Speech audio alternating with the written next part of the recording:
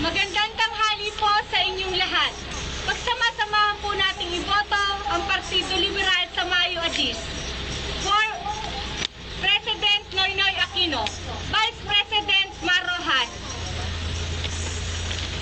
Senator Ralph Recto, Governor Vilma Santos Recto.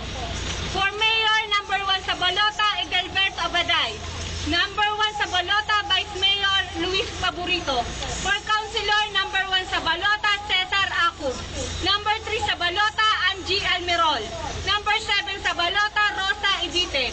Number 9 sa Balota, Rolando Florendo. Number 10 sa Balota, Jaime Hernandez. Number 12 sa Balota, Vic Macalalas. Number 14 sa Balota, Nitoy Perez. Maraming salamat po. Alay, malayo lipit pa at tayo na papabaling.